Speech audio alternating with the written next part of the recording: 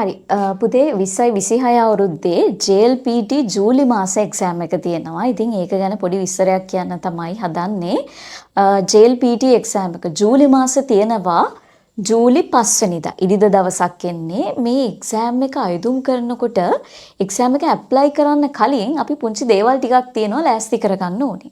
ඒ ටික මම කියන්නම්.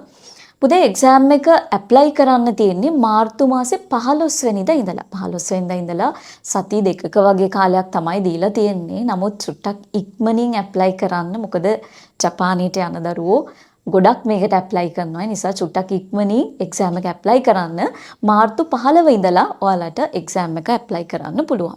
එතකොට මේ එක්සෑම් එක ඔන්ලයින් හරහා තමයි පුතේ ඇප්ලයි කරන්න තියෙන්නේ.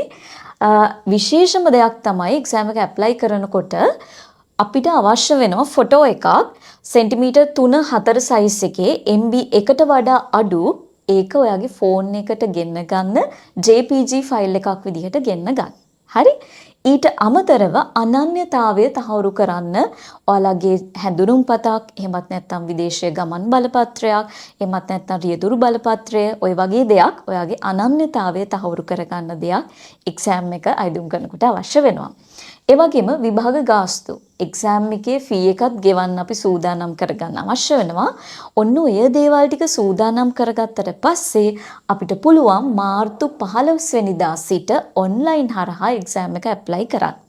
ඒ ඇප්ලයි කරන ආකාරයත් පියවරෙන් පියවර ඉස්සරහට මම ඔයාලට කියලා දෙන්නම්. ඒකත් මේ විදිහටම වීඩියෝ එකකින් ඉස්සරහට කියලා දෙන්නම් පුතේ. එහෙනම් මේ ડોකියුමන්ට්ස් ටික එක්සෑම් එකට කලින් සූදානම් කරලා තියාගන්න. නැවත සැරයක් කියන්නම්. ෆොටෝස් අවශ්‍ය වෙනවා પાස්පෝර්ට් සයිස් ගත්තත් ප්‍රශ්නයක් නැහැ. නමුත් පුතේ ඒකේ දීලා තියෙන්නේ 3-4 සයිස් එක MB එකට වඩා අඩු JPG ෆයිල් එකක් විදිහට අනන්‍යතාවය තහවුරු කරගන්න වගේම එක්සෑම් ෆී එක සූදානම් කරගන්න.